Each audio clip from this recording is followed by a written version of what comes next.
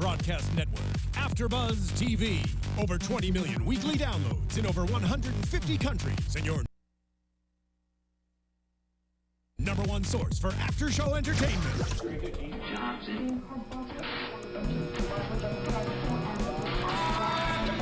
AFTERBUZZ TV, the destination for TV superfans. Producing aftershows for over 300 of your favorite TV shows, interviewing celebrities and showrunners, and bringing you behind-the-scenes exclusives. All thanks to E! Entertainment's Maria Menounos, producer Kevin Undergaro, and internet leader Akamai. Now, let the buzz begin! Hello and welcome, Finding Carter fans. It's the Finding Carter AfterBuzz After Show. We're sorry we weren't here last week. We're here this week. We're talking 2 episodes. If you haven't already, go to youtube.com/AfterBuzzTV. Hit subscribe. We're also on iTunes and SoundCloud. Subscribe there as well.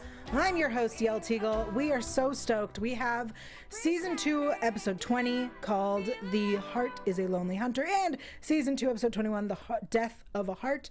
You can tweet at me live during the show at Yael Tygiel. That's YAELTYGIEL. And use the hashtag ABTV Finding Carter.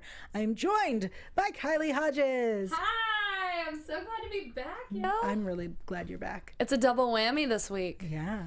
Double the Finding Carter. Yeah. But the bigger question is, when's Carter going to find herself? And where should people find me on Twitter? Yeah, that's what you I was just so ready to dive into it. You guys know where to find me on Twitter, at the Kylie Hodges. I'm also right now on the chat roll. So if you got a thing or two to say, hop onto YouTube where you are watching us. And if you look to the right, you can type to me. Yeah, great. Okay, let's jump into the first episode that we have to talk about. Yep. The Heart is a Lonely Hunter. And I'm going to say, I'm really glad we didn't do these episodes separate. I'm really glad we're doing them together. Yeah. Because they feel like a cohesive story, especially with the Max's dad stuff. Yeah. Which we'll get to in part 2. So part 1, I want to jump into Sarah the ex. Yeah. Woo! Right? So like up until the moment she crashes the party, I was like, oh, I don't know who to trust. Yes, I was thinking Sarah's the legit one. I mean, Jared, we've already figured out he's a shady mofo. Yeah. But she made me think, okay, what if he was abusive in the past? Or like, what is it that he did that was so bad that she could be so nice and so turned off by him? Yeah, I was also like, she seems very sane. Yes. And even when we first met him, we knew something was off. You know what I mean? Yeah, because he's on the prowl for teenagers. Right. And then she crashes the party and meets Carter. Yeah, and I mean, like, that's serious. That's dedication. I mean, I also noticed when Carter said daughter, I was like, oh, she didn't mention daughter. She said kid. I know. Well, but even then, like, don't you think that's a weird thing to say to a stranger who you're making small talk with? Yes. Like, she should have left it before she brought up the daughter. She should have just, like, let it be awkward silence, because you wouldn't ever dive that deep with a sales associate at a boutique. Yeah. Dummy. Come on, Carter. Carter. Yeah, Carter's usually I feel like she's usually more stealthy than that, right? And we kind of see that when the cops crash the party and she like pulls out all her legalese. And I have some complaints about her legalese. Okay. So just from a legal standpoint, right? They show up because of a noise complaint. And then they ask her if she's allowed to be there. And then she points out that that's a trespassing issue and that is not reasonable because they came for a noise complaint. And then she's like, well, my mom, who's a cop, is very big on probable cause. Okay, if they're called in for a noise complaint and find people there, that's probable cause. Right. The noise complaint is the probable cause. And she kept pushing that it was on private property. It doesn't matter. Right. If it's private property. In college, house parties were getting shut down all the time for noise complaints. It doesn't matter if it's private or public. You're noisy. Yeah. Also, stop disrupting the public in your private place. And she points out that like it's not a residential area. Again, probable cause, you're trespassing. You shouldn't be there. Also, the other big issue that I had with this cop being like, "Are you allowed to be here?" Yeah, people look under 21. They're legally allowed to ask for your ID. I think the bigger thing here is the thing that I was taking away from that scene was like, Carter, shut up. In that situation, she was being very dumb because she's playing with fire. Yeah. By giving attitude to a cop, and you're underage and you're doing a bunch of illegal stuff. Just like don't go there. Right. You know? Or let Jared do the talking. Yeah. I mean, she has this little man syndrome, you know, where she always has to be the one in your face. I take care of it. I'm going to fix this. Yes, but it's unnecessary and it's stupid. She's risking things that she doesn't need to be risking. It also, there's an adult there. Like, Jared is the adult. And I don't want to jump around between episodes, but I just really want to point this out also. When they go to book the venue for the second episode, why doesn't he... When she hands her ID, when she asks for a 21-year-old, or someone who's 21 or older, why is it that Carter's like, oh, honey, I got this. Here's my fake ID. Do you believe it? And then Jared's in the back, like, approving her lying. Yeah, and it's the same thing in this police situation. Like, you're the adult. You own a business. Like, he owns that bar. Before her, he was running that bar. Yeah. He has the experience. I'm just confused. He's letting her run things. Yeah. And I don't know if it's like maybe he's attracted to her taking the lead and sort of and reasonable. Maybe, you know, he's in over his head because we've got all this loan shark business going. Land shark. What is this? The beer. Okay. This loan shark business going on. I mean, obviously there's a lot of things going on in his life we don't know about. So maybe he likes the idea of someone else taking care of things for him, but also you're not the smartest person in the world if you think a 17-year-old girl can take a load off your back and take care of running your business. Also, a 17-year-old girl who, like, has dropped out of school and left home. Yes. You know what I mean? It's not like she's a 17-year-old I mean, he's no prodigy. angel either, but yes. Okay. Something in the chat? Yeah, well, a lot of people are hating on Carter, too. So we're not alone. But, our friend Boo69Bs. Hi, Boo. I can't say that name without giggling. Wait, it's Boo69Bs. Yeah. Gosh. That's the best name ever. Said Carter should just spend a week. Oh my God, I spit everywhere. Good thing these cameras aren't HD, or maybe they are. But just speak. Carter should just spend a week in jail to learn her lesson of not doing stupid stuff. And this sort of goes into my prediction, but I feel like by the end of this season, Carter's going to get behind bars. We'll talk about that. All right, let's jump into... my feelings. Speaking of... I don't know. Let's talk about Grant's pot cookie situation, because this was so cute. Grant High is adorable. And even better than Grant High is Grammy and Pop Pop. And Grandma's wisdom with marijuana. I mean... Oh my God, so cool. Coolest grandparents ever. I love Grammy. I've never loved her more than this episode. We've always been a fan of Grandma too, because she's got her stuff together. She knows how to keep this family going strong. She also is one of the only reasonable people in that, like, she was like, Grant needs therapy. Yeah. And her advice on how to get Carter back was to tell Elizabeth, you don't do anything. Yes. Grant, you do all the work. Like, you guilt trip her. Absolutely. Yeah. 100%. I feel like that's kind of a basic rule that a parent would have figured out by now. Because think of it this way, when a parent thinks something is cool, the kid isn't going to think it's cool. Right. You need to manipulate someone else to get absolutely. the child to think it's cool. Absolutely. So this pot situation with the grandparents was my absolute favorite. The best scenes of the season. Mm-hmm. Absolutely. Mm-hmm. I agree.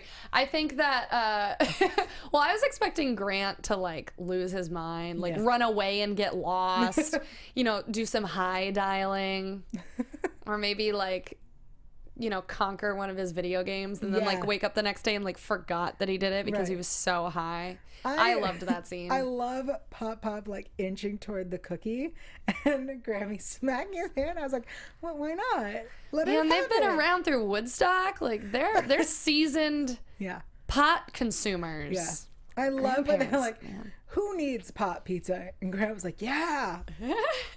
So good. That was a cute scene. And I'm glad that we're getting more realness with Grant. It's not just like here's Grant in the background to fulfill your Grant quota for the episode. We're getting like scenes with Grant. I also just want more Regan all the time. Yeah, absolutely. All right, let's talk about Carter's living situation. In this episode, she decides she's living with Lori, and by the end, she moves in with Jared, which will take us into the next episode. Because she doesn't know if she trusts him, but then he lets her read the papers, and so she trusts the sealed court documents. Yeah. I'm not a lawyer. I don't know this stuff. I don't trust Jared. Yeah. I don't trust Jared. All right, so then we have this real quick FaceTime with Crash, which felt so unnecessary. Yeah, but they're hinting at something. Otherwise, why would they have brought him into this episode? They want us to have him in the back of our mind for some reason. So my thought was just, they were like, don't forget this other Hawkeye. Yeah. We have another Hawkeye. Well, and I think maybe it's also to show that Carter isn't ever really sure about one person. She's always kind of like a grass is greener kind of gal. Okay. You know? And I could see them taking this where her and Jared might be in a good spot and then Crash comes back and then it's another one of those I don't know who I love kind of things. Oh, okay. You know? Because Carter wants everything. Yeah. And so I think because of that, it's hard for her to be decisive about exactly what is good for her and what she truly wants. Yeah. I mean, I've never been a fan of Crash because remember when he shot Max? Yeah. Oh, yeah, that. I forgot about that. But if we're going to pick one or the other, yeah, Crash over Jared easily. Yeah. I like him with that shaved hair. I know I wasn't a huge Crash fan before, but honestly, he's cleaned his life up. He's in the army and he buzzed his hair. Big fan. I feel like what they did was they said, we're going to make this really awful character. He's going to shoot your best friend. And then we're going to get rid of the like bad influence in his life, Uncle Shady Shay. Yeah. And like, and then you're going to be a good guy and we're going to miss you. Well, think about who else they've sort of taken a bad guy and turned into a good guy. Lori. Yeah.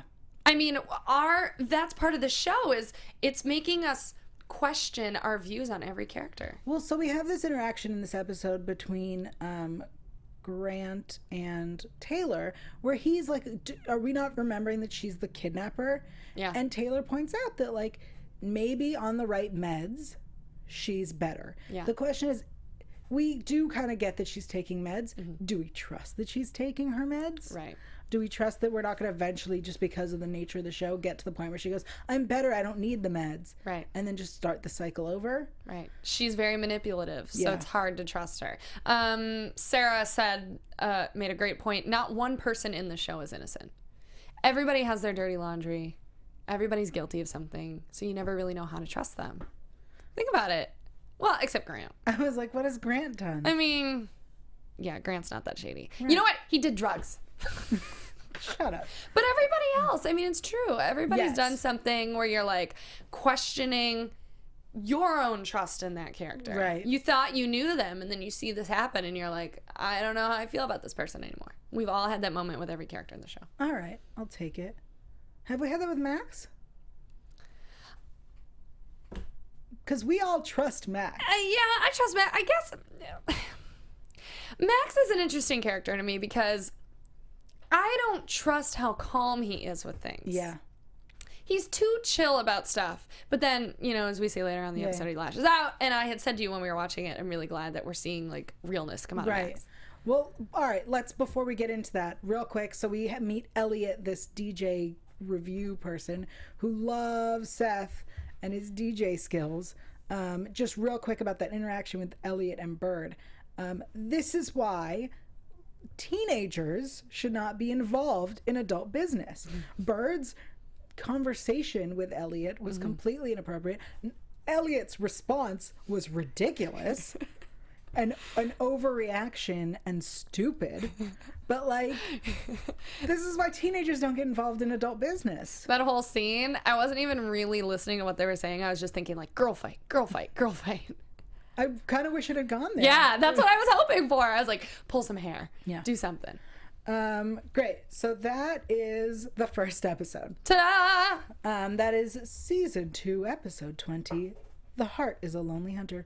Before we move on to season 2, episode 21, The Death of the Heart. Guys, I want to thank you all for joining us. Thank you to everyone live in the chat roll. Thanks, guys. Thanks. I don't know why I was not looking at camera. I looked at the computer. Thanks. Also, thank you to everyone who reviews us on iTunes. We have 2 reviews. Before I read those, let me tell you why you should do that. We get guests on this show based on your amazing reviews. In fact, announcement next week, we should be having Grant himself. Zach Pullam is returning to the studio. We're really excited. I don't know what that dance was. It's just my happy dance because I love Zach. Awesome. Bring him back. So because of you guys and your reviews, so if you want to, and we suggest you do, go to iTunes, hit subscribe, that way you don't miss a single episode, and hit 5 stars if you like us and 4 stars if you don't. The other stars don't work. And leave a comment, type it in there, telling us what you like, what you don't like, what you think about the show, and you will get it read live on the air like this right now. It's happening. In a second. It's happening right. It's loading. Wait, Okay. 3 seconds. All right. It's Andrew. Andrew says, a funny and insightful panel, 5 stars. Definitely my favorite group of hosts I've seen on AfterBuzz. Aww. None of my friends have stuck it out through Finding Carter like I have. I understand that. So I'm glad I have these ladies to deliver a great analysis of the episode with their funny antics. Yeah, we're silly. Anybody who watches Finding Carter should give this show a listen. You won't be wasting your time. Thanks. Who was that? Andrew. Thanks, Thank you, Andrew. And we have another one from Quirky Ballerina. Only 5 stars. The rest of the stars don't work. 5-star review. I'm glad I found you. I love Finding Carter, and it's fun to listen to the others talking about it. I'm finally on Team Crash. I wasn't a huge fan, but Jared is making me miss him. Keep it up, and would love to have more guests on the show. Absolutely. And we will do that. Your wish is our command. I agree. Jared makes me miss Crash. Yeah, absolutely. Which is funny because if you watch like season 1, I'm like, I hate Crash. But you do you not remember me saying something? He is a bad boy. Yeah. I guess we just need like Hannah here to cry over him like she does every week. It's beautiful. All right. So we start this episode. So now that Carter's living with Jared, the apartment's been broken into. The money's gone. He has a gun. Yeah. Okay, a classic mafia move is like do you watch the show Narcos? Not yet. It's completely out of most people's demographic who's hear it's listening. great. But there's a scene where they come home, their apartment doors open, and their cat is dead, hanging from a noose. And that's like a classic like mob threat, you know, like a "don't mess with me or this will be you" kind of thing. And I was totally waiting for that. Like they go in the apartment and like everything's been messed up, and there's like, you know, a doll hanging from a noose or something creepy to be like, I'm watching you. That's too adult, I think. I mean, what's more adult than someone getting shot? Don't go there, Yael. Don't answer that. I mean, this is a very adult stuff happening to non-adults. I also host the SVU after show. Yeah, I know. I realize that. Yeah, as well as a bunch of other shows you host that are way more adult. Yep. Regardless, this show, you can totally agree with me. Yes. Adult things happening to children, pretty much. Yeah. I mean, this episode especially. We have a loan shark. We have drug dealing. Loan shark. We have a land shark. We have a death. We have a domestic violence. And also, Gabe's hair looks short. Multiple people commented on that in the chat roll, and I agree. I noticed it as well. So, yes, he did cut it, and it looks great. Because I had pointed out a few episodes ago that it was growing real long, and that my theory was he was trying... They listened? Well, so no. My theory was that they were trying... Gabe is trying to be more like Max, so he was growing his hair out. Oh, interesting. So, yeah, you guys are right. He cut his hair. So my theory is wrong. Little competition there? Yeah. Trying to look, I like that theory. It crossed my mind. Yeah. All right. So they decided to make the parties go legit. Let's talk about that for a moment. Okay, first of all, in a church? My brother, let me tell you, there was a church in Santa Cruz that was rented out for people to live in. My brother and like 15 roommates moved into a church and would throw parties at this church. I mean, so, yes, parties at a church, absolutely a thing. Yeah, I've been to a restaurant. There's like a brewery in a church in Pittsburgh, which was really awesome. But as a Catholic, Catholics drink a lot of beer casually, and so I didn't feel like there was anything wrong with that. But I feel something wrong about underage people doing a lot of drugs and horrible things in a church or any place of worship. So this was a legit party, which meant security, which meant they took people's drugs away from them. I mean, aside from the one that ones that you consumed already. The ones that Jared let in. Yeah. Right? Yeah. Because we're all on the same page that Ben was selling drugs for Jared. Yeah. And that's how he got in. Shady. But so here's the thing. A legit party. She was like, we're going to do legit parties. We'll book a venue. We'll have security. We'll use a bank. What else did she say that was super legit? She like filled out paperwork and put in her ID. And all I could think was like, that's not how, like, you want legit insurance, real vendors, you know, just fees and permits. Like, there are a lot of things missing from this legit party. Well, and air quotes on that. Aside from that, the whole reason they started these parties was to raise money for the bar. Mm-hmm. Why don't they put all this effort they're putting into placing parties somewhere else and make the bar feel like an underground cool party? I had the same Then you would thought. have consistent business. You wouldn't have to risk your business or your job or your criminal record to throw these parties just to save money for the rent every month. Yeah, but also... Think of the creativity if she were pouring that into the bar, how much better they'd be doing. Also, like, then you don't have to pay for a venue. You have the venue. Mm-hmm. And it's allowed to be loud. It's a bar. Mm-hmm.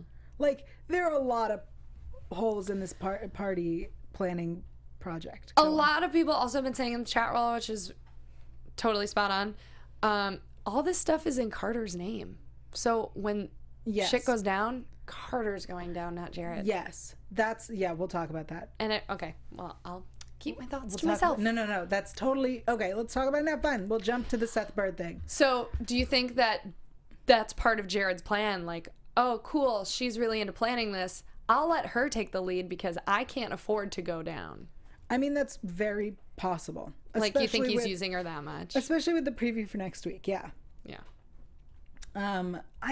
If you're gonna go legit, like, he of all people who owns a small business should know, like, insurance. Yeah. You know what I mean? Like, something happens at your party, you are liable without like insurance. a person dying. Yeah. Yeah. Even someone slipping on water. You know what I mean? Yeah. Like, 100%. Or it's overheating and they pass out, or it's overheating and they turn on the sprinklers and with electronics everywhere. God, that made me so nervous in that scene. It made me so angry. Anyway, so Bird and Seth are moving to New York. Damon's all sad, and then Seth dies. So sad. And Jared drags him outside and lets the cops think that he found him there. That's cold. That's. If you're lying to the police about a dead body, and people are supposed to think he doesn't have anything to do with it, that right there says you're guilty. You're a shady guy. What is going on here? It surprises me that Carter was the one who was like, we need to call the cops. Let's leave him here. Like, why? That surprises me because I feel like she would be the one who's like, let's take him outside. Really? I kind of picture, well, I guess it makes sense for Carter to not want to call the cops considering all of this. Yeah. But I also kind of picture her always trying to come out on top. Mm-hmm. She always wants to look like, yeah, she might have screwed up this way, but look at how she's fixing it. Right. Yeah. So that might justify her wanting to call the cops on her own party with a dead person on drugs. Frustrating. All right, let's switch gears a little bit and talk about Max's dad. Oh, you know what? Before we get to Max's dad, sorry, the Olivia, Ben, Lori thing. So Olivia's coming back from rehab. Mm-hmm. Ben wants her to move in with Lori and is afraid to ask. He finally asks. Lori says no. And Carter's solution is, I'll help chip in because now I have all this money because I'm throwing these parties. Thoughts? No. No, those are my thoughts. Carter's like, if you give a mouse a cookie, you know? And then she's just like, hey, look at all these other things I can have now that I have a cookie. You know, she thinks that she's on top of the world. She thinks that she has things under control when she doesn't. Yeah. You know what I think she's bringing people down with her. Really interesting. If Carter still lived at Elizabeth's house and asked if Olivia could move in, Elizabeth would say yes. Yeah, because she would take care of this girl. And she would know how to help her. Elizabeth is the mom who says, like, Ben should live with us. Right. Max should live with us. That is a good point. You know, Carter, if she was smart and actually cared about this Olivia girl, she'd move back home, make nice with Elizabeth, explain the Olivia situation, and they would bring her in and help her because they can financially afford to help her. But also, like, Crash stayed there with Max Shay. lived there. Everyone's lived there. Yeah. I lived there. Max does live there. No, Max has his own place. He has his own place, yeah. Does he still live there? But like, it just surprises me that she was like, Lori would do it, and then Lori was like, I can't even get a job. Yeah. And she's like, what? That's surprising to me. If Carter wanted to be so generous, why doesn't she offer her to live with her and Jared? If she has the money, you know what I mean? Yeah. Like, why drag Lori into this? Yeah, I think also that she's forgetting which parent does what. You know what I mean? Like, Lori's the one you call when there's a dead body. Elizabeth's the one you call when a friend needs a place to stay. Yes. Or you're in jail. Right. Yeah, absolutely. Because of a dead body. Was at your party. But, like, I mean, Olivia overdosed, they went to Lori's. You know what I mean? Like, Lori is the cool mom, air quotes on that, and Elizabeth is the responsible mom. Although, I mean, Lori is proving to be more and more responsible. But again, like we talked about, how do we know if we can trust her? I think Elizabeth is trying really hard to fix Carter, you know, to bring her home. And I really feel for her. I think, you know, she was doing the best she could. And also, she called David and asked him to come home. Where the heck was David? Why is it taking so long to come home? Deadbeat dad? Anybody? He's making the money. I like where we're going with Elizabeth's character. I like that we are exploring this other side of her, and that she's gone from the crazy overprotective to the reasonably protective. Yeah. You know, she said, fine, you can drop out of school, but, like, you can't, like, you need to get a job and you need to live here. And she's being okay with her working illegally at a bar. So I like that Elizabeth is now being reasonably protective, except that she's now going, like, they're keeping her going and skewing her into the unreasonable when she pulls over Lori and does all that bull. Yeah. Which I mean, that's like some crazy ex business, you know, like the crazy what's her face that shows up at the party. Yeah. Sarah. Yeah. That's just as crazy as pulling over Lori for no reason. There's just this like rage that you can't control, and you will do anything to get to the bottom of it. But Elizabeth realizes that she did that and it was crazy. Also true. Which is nice. She acknowledged her crazy. All right, now let's talk about Max's dad. So Max's dad is out of jail. He comes over to his mom's house. They go to tell the mom to move closer. And this is the scene where we finally get Max not being chill and being accepting. I loved it. Yeah. It's about time we get some real emotions and reactions out of Max. Because he's been so chill about stuff. I mean, he forgave Crash for shooting him. Yep. Which, while I admire, I find a little unrealistic. Right. And I like that he doesn't forgive his dad and that he calls him on his shit. Yeah. I also really love Alex Saxon's performance. He is amazing. He is just an amazing, amazing actor. He's a great actor. And I love seeing everything that he does. He's just so freaking talented. And seeing this performance where he blows up at his dad, where first he yells at his mom to open her eyes, and then he yells at his dad, and it's very clear what he's doing. And then his dad punches him and pushes the mom on the coffee table. I was like, oh, snap. Yeah. He did not just throw the mom on the coffee table. And then he gets on top of him and starts beating him. First off, I'm impressed that Taylor called 911. I'm going to be honest. It looked like at first she was just going to be frozen in fear. So I'm glad she picked up the phone. And I can't believe he did that. I think it's wonderful that he did that for his mother to protect her. And when he says to Taylor, like, I would do that for you if anyone tried to hurt you. My heart. Yeah. Be still. Max is the perfect person. Ever? On this show. Oh, yeah. I mean, Grant is great and will grow into the perfect person. Probably he'll make some mistakes on the way. Does Max's chiseled jawline have anything to do with him being a perfect person? Or is it all in here? I think it's all in here, in his heart. Oh, here. Yeah. Here. No, most of this Two heart. places here. I mean, I wouldn't mind seeing more shirtless Alex Saxon. Yeah, I think maybe the writers should really consider that. It'll really help with the plot. And with the way the plot's going, I think it will help. Yeah, for sure. We'll forget. And the ratings probably. It'll probably up the ratings a bit. It's just missing. I'm going to be honest. That's what's missing from this show. Maybe Gabe shirtless too wouldn't hurt. Oh, sorry. Okay. Whoa. Not your type. Okay. No, I feel like that's just what we're missing. Yeah. No, I'm a big fan of Max. I really liked the scene. It made him more relatable. Yeah. More real. Yeah. That's all I got to say about that. All right, before we move on to predictions, I want to let the chat roll any last thoughts that are coming in from people about these two episodes.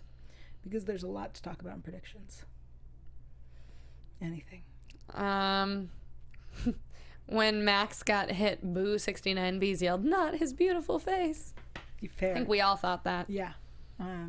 Yeah, absolutely. All right. Yeah, chat roll, we agree. Let's take it into predictions. Predicciones. Okay. And now, See. your AFTERBUZZ TV. Land shark. Okay, so here's... I predict Zach Pullam will be here next week. Oh, I do too. Yeah. I also have some from the promo. Here's what I got. We meet Detective Doherty. Guys, I think that was Christopher Titus. Yeah, comedian. it was, yeah. Love it. Well, wasn't he a cop on his show, Titus? He was a mechanic, wasn't he? Oh, I don't know. It was way too long ago. I liked that show. Yeah. Jared says, we got into this together. We'll get out of it together, too. Oh, Bull. hell no, Jared. Bull. I'm calling You bull on pushed her to get into it. You didn't stop her. Right. Anyways, please continue. The question is, how did Seth get drugs into the party? And Carter knows that the drugs are from Ben. Mm-hmm. Lori comes to Elizabeth for help. Max asks, why are you protecting him? And Carter says, he's my brother. And then Ben points out to Carter, you threw the party. It's on you, too. Which, I'm going to be honest, yeah, insurance. If you were an adult, you would have thought of insurance. I'm just really confused by Carter's immediate loyalty to Ben. You know, like, I understand that you're sort of related, and so you're trying to identify that, but, like, you don't need to put that much effort into somebody who's obviously got a screwed up life, and you're just sort of bringing each other down. I mean, he's her. They're the same. That's true. He's kind of like the guy version of her. But also, like, surround yourself with better people, you know? Hang out with Grant more. She's Taylor not going more. to. I know. A girl can dream. My though. problem is she is very much quick to defend someone that there's no proof is her brother. Like, oh, yeah. I will continue to ask for blood tests. There is no proof that he is her brother. And that's a big thing. Yeah. I kind of keep forgetting that. Or pushing that to the back of my mind. Because I have accepted we're not going to get that. I wish we did. I wish that they did that with all the kids. I think what is missing from the writing staff of this show, especially after all the legalese that she pulled, is someone who knows, like, law. And not even just law. Yeah. I would even accept someone who knows, like, crime TV. Because on, like, any crime show, they will never accept someone without, like, blood tests. Yeah. Or something that can be used in court. Right. There are just some giant... And, like, we're bringing in more cops now. You know what I mean? Like, I wish someone would consult just even a legal dictionary at this point. Well, I'm also surprised that Elizabeth isn't a part of this investigation. She's a detective. I wonder if for personal reasons they can't include her on it, but she's been a part of cases before with she also hasn't done any police work all season. Yeah, I wonder if she's just like on sabbatical. Because her BFF died. Aww. I miss Kyle. That took a sad turn. Yeah. Prediction, Eddie will not be back. I don't see Carter and Jared lasting much longer. No. I think she's going to probably move out next episode. I'm going to give it 2. Yeah. All right. Maybe this will fizzle out longer than we... Wait, how many episodes are left? At least 2. Oh, okay. You said earlier you predict she's going to end up behind bars. Yeah. That's what I was going to say. Is I feel like it's going to be... I feel like there's going to be another bad situation at the bar. Because everything bad always... circles around the bar, it seems like. Mm-hmm. And something bad's going to happen at the bar. She's going to get thrown in jail because Jared's going to throw her under the bus. Oh, absolutely. I totally think he's going to throw her under the bus. And tell her that, like, he'll deal with it. Yeah. Like you say this now, and I'll figure it out from there. You know what I mean? Like, he'll put one of those.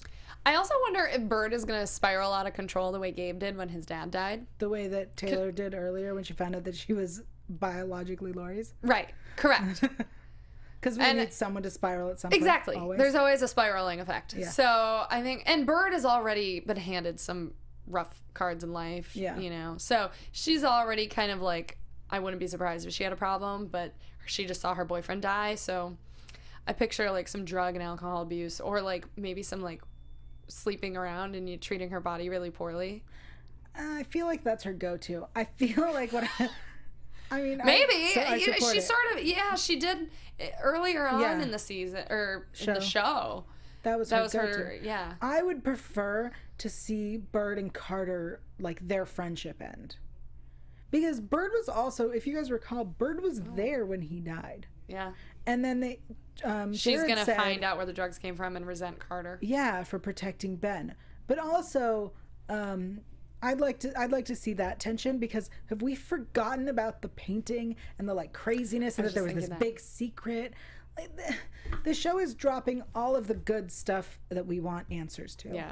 But I think it's because they're trying to just build outward, you know, so that there's more options with the show, that it doesn't get so petty and revolving around the same little tiffs over and over. Like introducing these new characters, because now we have a new detective, and Jared's a new character this season. And the brother. And then also the brother's sister. Exactly. And then there's Damon, who he's always just kind of there.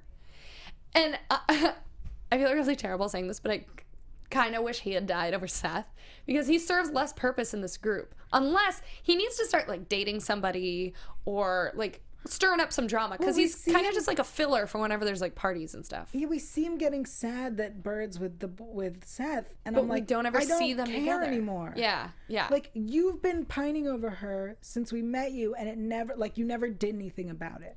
Yeah, we don't know enough about him, and I thought we would have gotten more from him at this point into the show. Especially because he's hanging out with them. Exactly. He's not like just the kid in class. He's there with them. Yeah. But you don't ever, I don't know, there's just, I still feel like I don't know him, and he's been in the show so long, I would like to see more. He is actually, biologically, Olivia's brother. In real life? No. Oh, I was like, what did I miss? How did I miss that? Because there's no evidence on claiming that. I see. That's reasonable. Yael, now you're getting snarky. I'm frustrated. This show frustrates I'm all me. predicted out. Predictions from the chat? I'm sure everyone agrees that Jared's let's see. News. She's going to find out he actually is an awful dad and isn't fighting. Oh, this is about Jared. Jared and his kid. Carter's going to find out he's actually an awful dad and isn't fighting for custody or something. I could agree with that. Yeah, absolutely. Someone else. Jared is going to hurt Carter. Remember, he pushes her and she's going to hit her head on the counter in the bar. Yeah, that has to happen. Prediction: Max provokes Jared and gets into a fight with him to protect Carter. I think Carter will run everyone off. I mean, okay, so Seth didn't serve. Someone said Seth served a purpose. Really, Seth. At least he was in a relationship with Bird, right? And he was like the DJ at the parties. Like he contributed to the story a little more and to the group. Especially last episode, we had them kissing in the car and then him almost swerving off the road, which was like total foreshadowing for this episode that he would die. Yeah. And this episode, we have her going to New York because of his thing, and like they're gonna live their life together, and her life was moving forward because of him. That's right. Not saying that like she's going to New York because she also got an opportunity, but I'm saying like her life moved forward, and I don't think it would have without him. I think she would have been stuck in this obnoxious incestual relationship with the rest of them. Yeah, agreed. Oh, finding Carter. I'm excited to see Christopher Titus. I'm gonna be real honest. Well, I'm excited that there's another. I mean, they needed to somehow replace Kyle, in a sense, and I think that this might be that way. I'm not saying Elizabeth is going to have an affair with this guy, but we need a new cop. Yeah. You know? Someone who isn't related to a suspect. Yeah. I'd like to see Elizabeth go back to work and work with him. Yeah. That'd be for sure. A new partner dynamic. Yeah.